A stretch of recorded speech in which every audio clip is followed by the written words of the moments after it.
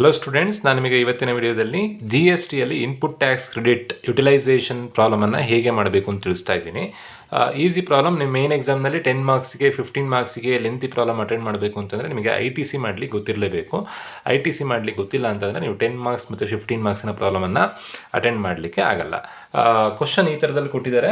ಸುನಿಲ್ ಅನ್ನೋ ಒಬ್ಬ ಪರ್ಸನ್ನ ಡೀಟೇಲ್ಸ್ ಕೊಟ್ಟಿದ್ದಾರೆ. ಅವರ ಇನ್ಪುಟ್ ಟ್ಯಾಕ್ಸ್ ಕ್ರೆಡಿಟ್ ಮತ್ತು ಜಿ ಎಸ್ ಟಿ ಲಯಬಿಲಿಟಿ ಬಗ್ಗೆ ಇನ್ಫಾರ್ಮೇಷನ್ ಕೊಟ್ಟಿದ್ದಾರೆ. ನೀವು ಐ ಟಿ ಸಿ ಹೇಗೆ ಯುಟಿಲೈಸ್ ಮಾಡ್ತೀರಾ ಅಂತ ಕ್ಯಾಲ್ಕುಲೇಷನ್ ಮಾಡಬೇಕು. First types of G S ಟಿಯಲ್ಲಿ ಕ್ವಶನಲ್ಲಿ ಹೇಗೆ ಕೊಟ್ಟಿದ್ದಾರೋ ಹಾಗೆ ಬರ್ಕೊಂಡ್ರಾಯಿತು. I G S T, C G S T, S G S T. Next input tax credit. ಕ್ವಶನಲ್ಲೇ ಇನ್ಪುಟ್ ಟ್ಯಾಕ್ಸ್ ಕ್ರೆಡಿಟ್ ಕೊಟ್ಟಿದ್ದಾರೆ. ಅದೇ ಅಮೌಂಟನ್ನು ಆ್ಯಸ್ ಇಟ್ ಈಸ್ ಹಾಗೆ ಬರ್ಕೊಂಡ್ರೆ ಆಯಿತು. ನಾನಿಲ್ಲಿ ಆ್ಯಸ್ ಇಟ್ ಈಸ್ ಹಾಗೆ ಬರ್ಕೊಂಡಿದ್ದೀನಿ. 11,000, 8,000, 6,000. ಔಟ್ಪುಟ್ ಟ್ಯಾಕ್ಸ್ ಲಯಬಿಲಿಟಿ ಕೂಡ ಕ್ವಶನಲ್ಲಿ ಕೊಟ್ಟಿದ್ದಾರೆ. Output tax liability 9,000, 7,000, 5,500. ಆ ಟೋಟಲನ್ನು ಬರ್ಕೊಳ್ಳುವಂಥ ಅವಶ್ಯಕತೆ ಇಲ್ಲ. ನೋಡಿ, ಈಗ ಸೆಟ್ ಆಫ್ ಲಯಬಿಲಿಟಿ ಅಂತಂದರೆ ಫಸ್ಟ್ ನಾನು ಆ್ಯಕ್ಚುಯಲ್ ಪ್ರೊಸೀಜರ್ ಹೇಳಿದ್ರೆ ನಿಮಗೆ ಕನ್ಫ್ಯೂಷನ್ ಆಗ್ಬೋದು. ನಾನು ಈಸಿಯೆಸ್ಟ್ ವೇಯಲ್ಲಿ ಹೇಗೆ ನೆನ್ಪಿಟ್ಕೊಳ್ಬೇಕು, ಹೇಗೆ ಅರ್ಥ ಮಾಡ್ಕೊಳ್ಬೇಕು ಅಂತ ಹೇಳಲಿಕ್ಕೆ ಟ್ರೈ ಮಾಡ್ತೀನಿ. ಫಸ್ಟ್ ನೋಡಿ, I G S T, C G S T, S T S T ಇದೆ ಅಲ್ವಾ, ಇದು ನಿಮ್ಮ ಹತ್ರ ಇರುವಂಥ ಪರ್ಸ್ ಅಂತ ಅಂದ್ಕೊಳ್ಳಿ. ಒಟ್ಟು ನಿಮ್ಮ ಹತ್ರ 3 ಪರ್ಸ್ ಇದೆ. ಪರ್ಸ್ ಯಾವ್ದು ಅಂತಂದರೆ ಒಂದು ಐ ಜಿ ಎಸ್ ಟಿ, ಒಂದು ಸಿ ಜಿ ಎಸ್ ಟಿ, ಒಂದು ಎಸ್ ಟಿ ಎಸ್ ಟಿ. ನಿಮ್ಮ ಹತ್ರ 3 ಪರ್ಸ್ ಇದೆ. ಈ ಸೆಕೆಂಡ್ ಕಾಲಮ್ ಇದೆಯಲ್ವಾ, ಇದು ನಿಮ್ಮ ಪರ್ಸಲ್ಲಿ ಇರುವಂಥ ದುಡ್ಡು. ಫಸ್ಟ್ ಪರ್ಸಲ್ಲಿ 11,000 ಇದೆ, ಸೆಕೆಂಡ್ ಪರ್ಸಲ್ಲಿ 8,000 ಇದೆ, ಥರ್ಡ್ ಪರ್ಸಲ್ಲಿ 6,000 ಇದೆ. ಥರ್ಡ್ ಕಾಲಮ್ ಏನಂತಂದರೆ ನೀವು ಕೊಡಬೇಕಾಗಿರುವಂಥ ದುಡ್ಡು 9,000, 7,000, 5,500 ಕೊಡಲಿಕ್ಕಿದೆ.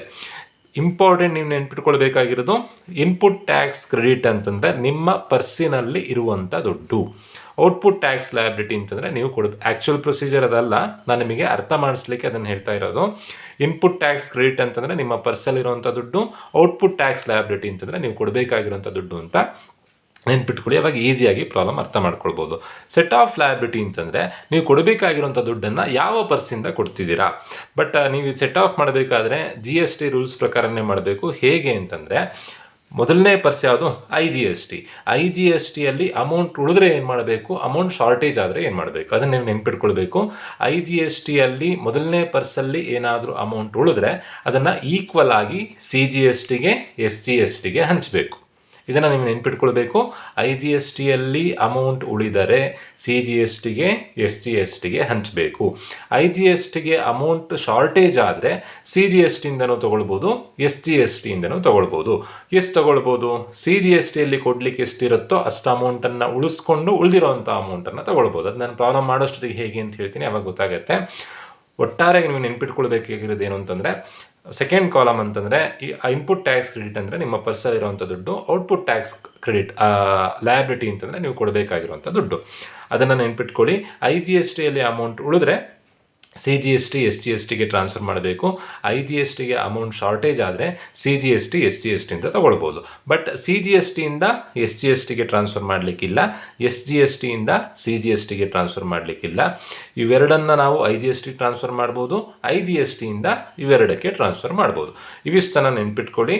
ಜೊತೆಗೆ ಮೊದಲನೇ ಪರ್ಸಲ್ಲಿರುವಂಥ ದುಡ್ಡು, ಐ ಜಿ ಎಸ್ ಟಿಯಲ್ಲಿರುವಂಥ ದುಡ್ಡನ್ನು ಫುಲ್ ಖಾಲಿ ಆದಮೇಲೆ ನಾವು ಸಿ ಜಿ ಎಸ್ ಟಿ ಮತ್ತು ಎಸ್ ಜಿ ಎಸ್ ಟಿ ಅಮೌಂಟನ್ನು ಯೂಸ್ ಮಾಡಲಿಕ್ಕಾಗೋದು.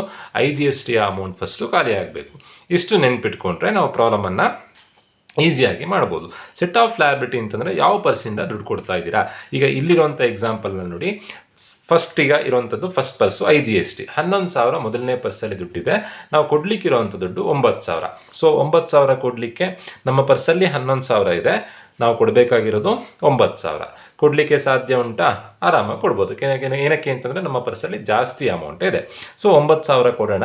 9,000 ಫ್ರಮ್ ಯಾವ ಪರ್ಸಿಂದ ಕೊಡ್ತಾ ಇದ್ದೀರಾ? ಫಸ್ಟ್ ಪರ್ಸಿಂದನೇ ಕೊಡ್ತಾ ಇದ್ದೀರಾ. 9,000 from I G S T. So ಇಲ್ಲಿ ಏನು ಬರೀಬೇಕು ಅಂತಂದರೆ ನಾವು ಎಷ್ಟು ಕೊಡಲಿಕ್ಕಿತ್ತು? 9,000 ಕೊಡಲಿಕ್ಕಿತ್ತು. 9,000 ಕೊಟ್ಟಿದ್ದೀವಾ? ಎಸ್, 9,000 ಕೊಟ್ಟಿದ್ದೀವಿ. ಏನಾದರೂ ಬ್ಯಾಲೆನ್ಸ್ ಉಳಿತಾ? ಇಲ್ಲ, ಅಷ್ಟು ಅಮೌಂಟ್ ಕ್ಲಿಯರ್ ಆಗಿದೆ. ನಾವು ಕೊಡಲಿಕ್ಕೆ ಏನಾದರೂ ಬಾಕಿ ಉಳಿದ್ರೆ ಮಾತ್ರ ಈ ಕಾಲಮಲ್ಲಿ ಬರೀಬೇಕು. ಅಂಥದ್ದೇ ಪ್ರಾಬ್ಲಮ್ ಬಂದಾಗ ನಿಮಗೆ ಅವಾಗ ಗೊತ್ತಾಗುತ್ತೆ. ನಾನು ಈಗ ಹೇಳಿದ್ರೆ ನಿಮಗೆ ಅರ್ಥ ಆಗಲ್ಲ. ನೆಕ್ಸ್ಟ್ ಈಗ ನೋಡಿ, 11,000 ಮೊದಲನೇ ಪರ್ಸಲ್ಲಿತ್ತು. ನಾವು ಕೊಡಬೇಕಾಗಿರೋದು 9,000 ಕೊಟ್ವಿ. ಅಲ್ಲಿಗೆ ಎಷ್ಟು ಉಳೀತು? ಫಸ್ಟ್ ಪರ್ಸಲ್ಲಿ 11,000 ನಮ್ಮ ಪರ್ಸಲ್ಲಿತ್ತು, ನಾವು ಕೊಟ್ಟಿದ್ದು 9,000 ಮಾತ್ರ, 2,000 ಉಳೀತು. ನಾನು ಆಗ ತಾನೇ ಹೇಳಿದ್ದೆ ಏನಾದರೂ ಅಮೌಂಟ್ ಉಳಿದ್ರೆ ಅದನ್ನು ಈಕ್ವಲ್ ಆಗಿ CGSTಗೆ SGSTಗೆ ಟ್ರಾನ್ಸ್ಫರ್ ಮಾಡಬೇಕು. 2,000 ಉಳಿತು. 11ರಲ್ಲಿ 9 ಹೋದರೆ ಉಳಿಯೋದು ಎಷ್ಟು?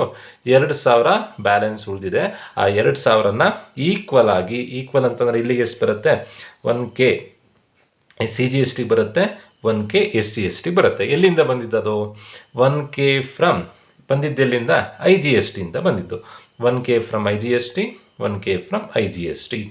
ಸೊ ಅಲ್ಲಿಗೆ ಈ ಕೇಸ್ ಮುಗಿಯಿತು. ಸೆಕೆಂಡ್ ಪರ್ಸಿಗೆ ಬನ್ನಿ. ಸೆಕೆಂಡ್ ಪರ್ಸಲ್ಲಿ ಈಗ ನಮ್ಮ ಹತ್ರ ಎಷ್ಟು ದುಡ್ಡಿದೆ? 8,000 ರೂಪಾಯಿ ಪ್ಲಸ್ 1,000 ರೂಪಾಯಿ, 9,000 ರೂಪಾಯಿ ದುಡ್ಡಿದೆ. ನಾವು ಕೊಡಬೇಕಾಗಿರೋದು ಎಷ್ಟು? 7,000 ರೂಪಾಯಿ. ಡೈರೆಕ್ಟಾಗಿ 7,000 ರೂಪಾಯಿ CGSTಯಿಂದನೇ ಕೊಡ್ಬೋದಾ? ಇಲ್ಲ. ಫಸ್ಟು IGSTಯ ಅಮೌಂಟನ್ನು ಖಾಲಿ ಮಾಡ್ಕೊಳ್ಬೇಕು, ಆಮೇಲೆ CGSTಯ ಅಮೌಂಟನ್ನು ಮುಟ್ಟಬೇಕು. 7,000 ಕೊಡಬೇಕು ನಾವೀಗ. ಫಸ್ಟು IGSTಯ ಅಮೌಂಟನ್ನು ಖಾಲಿ ಮಾಡ್ಕೊಳ್ಳೋಣ. 1,000 ಫ್ರಮ್ IGST. ಆ 1,000 ಹೇಗೆ ಬಂತು? ಇಲ್ಲಿ 2,000 ಉಳಿದಿತ್ತು, 1,000 ಇಲ್ಲಿಗೆ ಟ್ರಾನ್ಸ್ಫರ್ ಮಾಡಿದ್ದೀರಾ, 1,000 ಇಲ್ಲಿಗೆ ಟ್ರಾನ್ಸ್ಫರ್ ಮಾಡಿದ್ದೀರಾ. So 1,000 from IGST. 7,000ದಲ್ಲಿ 1,000 ಕೊಟ್ಟಾಯಿತು. ಇನ್ನೆಷ್ಟು ಕೊಡಬೇಕು? ಇನ್ನು 6,000 ಕೊಡಬೇಕು. ಒಟ್ಟು 7,000 ಆಗಬೇಕು. 1,000 IGSTಯಿಂದ ತೊಗೊಂಡಿದ್ದೀವಿ, ಇನ್ನೂ 6,000 ರೂಪಾಯಿ ಬೇಕು. ಆ 6,000 ರೂಪಾಯಿ ಎಲ್ಲಿಂದ ತೊಗೊಬೇಕು? CGSTಯಿಂದ ತೊಗೋಬೇಕು. CGSTಯಲ್ಲಿ ಅಮೌಂಟ್ ಅಷ್ಟಿದೆಯಾ? ಎಸ್, ಅಷ್ಟಿದೆ, ಅದಕ್ಕಿಂತ ಜಾಸ್ತಿನೇ ಇದೆ. So 6,000 from CGST. ಟೋಟಲ್ ಆಗಿ ಇವೆರಡು ಅಮೌಂಟ್ ಆ್ಯಡ್ ಮಾಡಿದಾಗ ಇದಕ್ಕಿಂತ ಜಾಸ್ತಿ ಆಗಲಿಕ್ಕಿಲ್ಲ. ನಾವು ಕೊಡಬೇಕಾಗಿರೋದು 7,000 ಮಾತ್ರ. 6,000 ಪ್ಲಸ್ 1,000, 7,000 ಕೊಡೋಕ್ಕಿದೆ. 7,000 ಕೊಟ್ಟಾಯಿತು. ಏನಾದರೂ ಅಮೌಂಟ್ ಕೊಡಲಿಕ್ಕೆ ಬಾಕಿ ಉಳೀತಾ? ಇಲ್ಲ, ಅಮೌಂಟ್ ಬಾಕಿ ಉಳಿದಿಲ್ಲ. ನೆಕ್ಸ್ಟ್ ಕೇಸಿಗೆ ಬನ್ನಿ. ಅಕಸ್ಮಾತ್ ಈಗ ನೋಡಿ, ನಾವೀಗ 6,000 ರೂಪಾಯಿ ಕೊಡಬೇಕಿತ್ತು. 1,000 IGSTಯಿಂದ ಕೊಟ್ವಿ, ಇನ್ನು 6,000 ರೂಪಾಯಿ CGSTಯಿಂದ ಕೊಡಬೇಕಿತ್ತು. ಬಟ್ ಇಲ್ಲಿ 3,000 ರೂಪಾಯಿ ಮಾತ್ರ ಇದೆ ಅಂತ ಅಂದ್ಕೊಳ್ಳೋಣ. CGSTಲಿ ಇರೋಂಥ ಅಮೌಂಟೇ 3,000 ರೂಪಾಯಿ. ನಾವು ಅವಾಗ 6,000 ಕೊಡಲಿಕ್ಕಾಗತ್ತಾ? ಇಲ್ಲ, 3,000 ಮಾತ್ರ ಕೊಡಲಿಕ್ಕಾಗೋದು. ಅಲ್ಲಿ 3,000 ರೂಪಾಯಿ ಕೊಡೋಕ್ಕೆ ಹಾಗೆ ಬಾಕಿ ಉಳಿಯುತ್ತೆ. ಆವಾಗ ನಾವು ಈ ಕಾಲಮಲ್ಲಿ ಬರೀಬೇಕು. ಈಗ ಆ ಕಾಲಮಲ್ಲಿ ಬರೀಲಿಕ್ಕಾಗಲ್ಲ. ಅಂಥದ್ದೇ ಕೇಸ್ ಬಂದಾಗ ನಿಮಗೆ ಅರ್ಥ ಆಗುತ್ತೆ. ನೆಕ್ಸ್ಟ್ ಕೇಸಿಗೆ ಬನ್ನಿ. ಫಸ್ಟ್ ಥರ್ಡ್ ಪರ್ಸಲ್ಲಿ 1,000 ರೂಪಾಯಿ IGSTಯಿಂದ ಟ್ರಾನ್ಸ್ಫರ್ ಆಗಿ ಬಂದಿದೆ. 6,000 ರೂಪಾಯಿ ಥರ್ಡ್ ಪರ್ಸಲ್ಲಿದೆ. ನಾವು ಕೊಡಲಿಕ್ಕಿರೋದು 5,500 ರೂಪಾಯಿ. ಫಸ್ಟು IGST ಖಾಲಿ ಮಾಡಬೇಕು. 1,000 ಫ್ರಮ್ IGST. IGSTಯಿಂದ 1,000 ಕೊಟ್ಟರೆ ಒಟ್ಟು 5,500 ಕೊಡಬೇಕು. ಅಲ್ಲಿಗೆ ಇನ್ನೆಷ್ಟು ಕೊಡಬೇಕು? ಇನ್ನು 4,500 ರೂಪಾಯಿ ಕೊಡಬೇಕು. ಯಾವ ಪರ್ಸೆಂದ ಕೊಡ್ತಾ ಇದ್ದೀರಾ? 4,500 ಫ್ರಮ್ SGSTಯಿಂದ ಕೊಡ್ತಾ ಇದ್ದೀರಾ. ಅಲ್ಲಿಗೆ 5,500 ಕೊಡಬೇಕಿತ್ತು, 5,500 ಕೊಟ್ಟಾಯಿತು. ಯಾವುದೇ ಥರ ಬಾಕಿ ಉಳಿದಿಲ್ಲ. ಈ ಲಾಸ್ಟ್ ಕಾಲಮಲ್ಲಿ ಏನು ಬರೀಬೇಕು ಅಂತಂದರೆ, ಪರ್ಸಲ್ಲಿ ಏನಾದರೂ ದುಡ್ಡು ಉಳಿದ್ರೆ ಅದನ್ನು ನೀವು ಲಾಸ್ಟ್ ಕಾಲಮಲ್ಲಿ ಬರೀಬೇಕು. ಈಗ ಫಸ್ಟ್ ಪರ್ಸಲ್ಲಿ ಇರೋವಂಥ ದುಡ್ಡು ಎಷ್ಟು? 11,000 ರೂಪಾಯಿ. ಎಷ್ಟು ಖಾಲಿ ಮಾಡಿದ್ದೀರಾ? IGSTಯಿಂದ 9,000 ಖಾಲಿ ಮಾಡಿದ್ದೀರಾ, IGSTಯಿಂದ 1,000 ಖಾಲಿ ಮಾಡಿದ್ದೀರಾ, IGSTಯಿಂದ 1,000 ಖಾಲಿ ಮಾಡಿದ್ದೀರಾ. ಅಲ್ಲಿ 9 ಪ್ಲಸ್ 1 10 ಪ್ಲಸ್ 11, 11,000ಕ್ಕೆ 11,000 ಖಾಲಿ ಮಾಡಿದ್ದೀರಾ. ಮೊದಲನೇ ಪರ್ಸಲ್ಲಿ ಯಾವುದೇ ಥರ ಅಮೌಂಟ್ ಉಳಿದಿಲ್ಲ. ಎರಡನೇ ಪರ್ಸಲ್ಲಿ ಇರೋವಂಥ ದುಡ್ಡು ಎಷ್ಟು? 8,000. 8,000ದಲ್ಲಿ ಎಷ್ಟು ಕೊಟ್ಟಿದ್ದೀರಾ? 6,000 ಖಾಲಿ ಮಾಡಿದ್ದೀರಾ. ಅಲ್ಲಿ ಉಳಿಯುವಂಥದ್ದು ಎಷ್ಟು? 2,000. ನೆಕ್ಸ್ಟ್ ಮೂರನೇ ಪರ್ಸಲ್ಲಿ ಇರುವಂಥ ದುಡ್ಡು ಎಷ್ಟು? 6,000 ರೂಪಾಯಿ. ನೀವು ಖಾಲಿ ಮಾಡಿರೋದು ಎಷ್ಟು? 4,500. 6ರಲ್ಲಿ 4,500 ಹೋದರೆ ಉಳಿಯೋದು ಎಷ್ಟು? 1,500. ಈ ಥರ ನೀವು ಅರ್ಥ ಮಾಡಿಕೊಂಡ್ರೆ ಪ್ರಾಬ್ಲಮ್ ಮಾಡಲಿಕ್ಕೆ ಈಸಿ ಆಗುತ್ತೆ. ಯಾವಾಗ balance to be paid in ಕ್ಯಾಶಲ್ಲಿ ಬರೀಬೇಕು? ನೀವು ಕೊಡಲಿಕ್ಕೆ ಆಗದೇ ಬಾಕಿ ಉಳಿದ್ರೆ ಲಾಸ್ಟ್ ಬಟ್ ಒನ್ ಕಾಲಮಲ್ಲಿ, ನಿಮ್ಮ ಪರ್ಸಲ್ಲಿ ದುಡ್ಡು ಉಳಿದ್ರೆ ಲಾಸ್ಟ್ ಕಾಲಮ್ನಲ್ಲಿ. ಸೊ ನಾನು ಬೇರೆ ಥರ ಪ್ರಾಬ್ಲಮ್ನ ಎಕ್ಸ್ಪ್ಲೈನ್ ಮಾಡ್ತೀನಿ, ಆವಾಗ ನಿಮಗೆ ಈಸಿಯಾಗಿ ಅರ್ಥ ಮಾಡ್ಕೊಳ್ಬೋದು.